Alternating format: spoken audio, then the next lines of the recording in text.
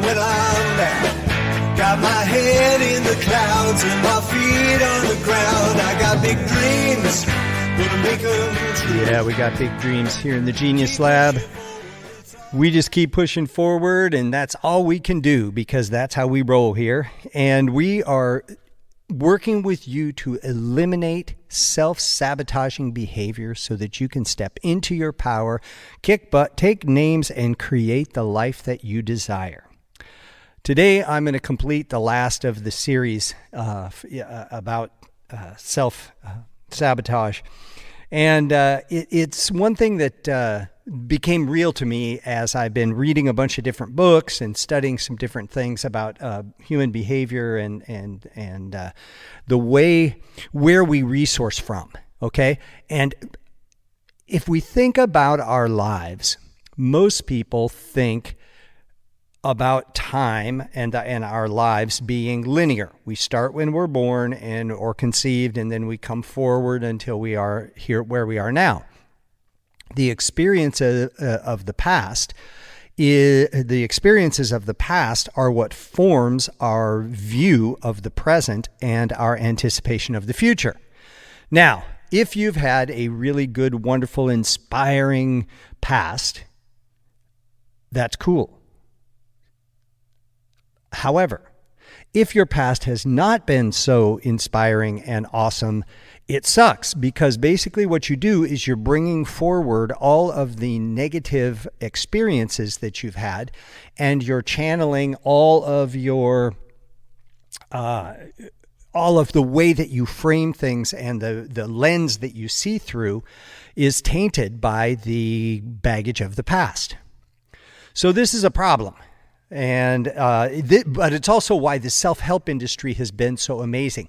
Have you ever talked to somebody that's gone to some big conference, let's say an Anthony Robbins conference, because I did a lot of Anthony Robbins work back in the day. And the thing is, you come out of those things so freaking hyped and feeling good, and within a few months, you're back to the same old you. Sometimes within a few days, you're back to the same old you. The reason is, all of that stuff teaches you how to detour your mind from focusing on the negative, but it doesn't deal with the source of the negative. It doesn't deal with the source of the trauma. It teaches you to think around it, or to bypass it, or to alleviate it temporarily, but it doesn't get to the core of things. And this is why it is a multi-billion-dollar industry, and you see the same people going to same things. It was Anthony Robbins, Deepak Chopra, Brandon Burchard, Wayne Dyer, a million of them. Hay House built their fortune on that, because people would buy more and more things thinking that's going to be the key, thinking that's going to be the solution, and it never is. So there's always the next thing to buy. And what I want to do today is to see if we can perhaps shift your perception and the way that you think about the entirety of existence. Okay? So if we look at time, we think about time as the past coming into the present, and then the present moving into the future. Our past brings with it all of our experience. All the things that happened to us in the past come with us into the present, and they form how we view things and how we respond to things, and how we feel about things. So I want to propose to you, what if instead of going from the past and bringing things forward, what if we just jump to our future self? Ooh. Yeah. Have you ever thought of that? So I was reading a book, and they talked about how the movie Star Trek inspired over 50 patents of technological devices just by starting from the future. Okay, so basically what happened, instead of going, well, we have this telephone that's hooked up by wires, how can we undo the wires? Nobody ever thought of that. We just went along with our telephones, right? Which was amazing in itself. But then when, who was it, Gene Roddenberry came up with this Star Trek. All of a sudden, these guys are carrying devices and they're communicating with no wires, and they're like, oh my God, how cool is that? Or medical scanners. They remember at Star Trek, they would just wave something over you and they would know exactly what was going on. Now we have MRI machines. Over 50 devices from Star Wars. Now the writer of Star Trek wasn't thinking, I want to use something from the past and make it better. He just jumped into the future. Like, in the future, they will have da-da-da-da. Remember the Jetsons? And they would put their food into a little box, and then, boom, it would come out hot and ready. And then, I don't know, a few decades later, we came up with the microwave. And now everybody's got one, and it's no big deal to pop it into this thing, and in 30 seconds, your food's hot and ready to go. So the thing is, those people didn't start from the past and dig up the problems and bring them forward. They said, what if? So what if you have a future self? According to Einstein's theory of relativity, you do, because time is relative. It is not linear. Now, what if there is a future you that's already learned all the lessons, that's already been through all the shit, that's already cleared all the shit, who has already dreamed the dreams and manifested the dreams so that you don't have to figure out how to do it? Think about that. That's pretty freaking powerful. So what I want you to think about today is who is, and it's kind of funny because a lot of you know that I do the cowrie shell readings. I've done some podcasts on it, and these readings are great because they're energetic readings, right? You're basically the shells are showing us a physical representation of your energetic being. When you stir the shells around, they are picking up your energy, or if I'm stirring them for you and you're saying your name, you know the protocol if you've done it with me virtually. The point is, what if you drop into your future self and we do a reading to find out who that is? Now, I've done a few of these and they're really powerful. I have a friend who has had dozens of readings over the last decade. And we did a future reading, a future you reading. And it's a two-part reading. The first part is about who is the future you. And the shells basically tell us who you are. What's your characteristics? What's your energy? What's your connection to the elements? Where's your state of power? Where's your state of abundance? Where's your state of dreaming? Where's your state of inspiration? Where's your state of healing? And it tells us all about this future you. And then once we establish that, we do a second reading about what are the things that need to be released in the present you that will allow you to embrace and embody the future you.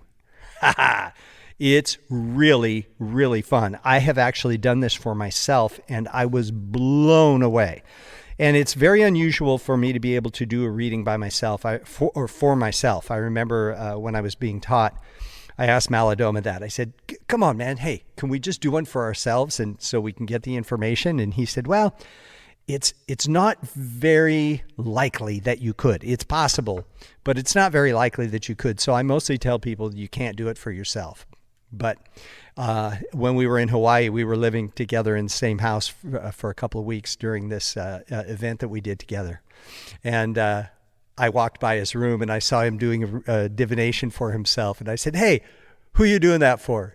He said, I'm doing it for myself. I said, I thought you couldn't do that. And we both started laughing. So anyway, point is, I did it for myself, and I was blown away at the characteristics that came forward, not only of the future self, but then the clarity of what needed to be released. So the thing that how this all turns into self-sabotage is that most self-sabotage focuses on negative events or mishaps, mistakes that you've made, things that have been done to you, things that have happened to you that eliminate your power, or that reduce your power, or that spin you into a complete tailspin of negativity. If those were gone, how much different would things be? So in these future, if you come from the future you, for example, let's say you're facing a problem right now. Let's say you lost your job and you don't have any money. Who is the future you? Well, the future me is really abundant. Oh, so if the future you is abundant, how do you bring that abundance attracting energy? And then I always ask myself, so what would my future self, who is that guy? Bring them in. Okay, now what are we going to do to get where we need to go? Because you've already been here. And wow, it's amazing how creative we can get and how much inspiration kicks in and how the view towards creating something is so much more hopeful. This is really a powerful thing. And in my viewpoint at this moment, I believe that this is a huge step towards eradicating self-sabotage, because when you're dealing with your future amazing super self, you have already solved the problems. You have already dealt with the shit, and you're not bringing baggage forward. You're bypassing the baggage and grabbing the treasure and bringing the treasure back from the future rather than bringing the shit from the past. Okay? Pretty crazy stuff, pretty powerful stuff. And I believe that if you begin to work your situations from the future self and bring that amazing, empowered, refined you into the present moment, you will find that self-sabotage is completely eliminated. Or at least when you go into it, or you start, for example, let's say you have a great relationship and you're going to do something that is going to disrupt that relationship that you know is not a healthy thing to do, or you know it's not in alignment with your core values or your core beliefs, and you do it anyway because you just got to blow it up because that's what you do. And if you look at the past, every one of your relationships has blown up in some manner, and so you're going to do it again. All of a sudden, the future you goes, dude, that causes so much pain. Knock that shit off. And all of a sudden, it's not so attractive. It's not so interesting. You feel the power of the consequence before you do the action. And you're like, oh man, why would I want to do that and jeopardize my well-being and this wonderful thing I have? So when you come to a choice point in your life, think about the future you. Spend some time discovering the future you. Call and make an appointment for a future you reading. I mean, these things are killer. They are really, really powerful. And you will find that as you embrace the future you are not coming from a place of solving a problem. You're coming to a place of creating the solution. And that's the power that eliminates self-sabotage. That's it for today. I hope this was helpful. I had a blast learning this stuff, and I'm looking forward to our next adventure, which we will unveil in a few days. And until then, have fun, be in your power, connect to the future you, and keep looking up.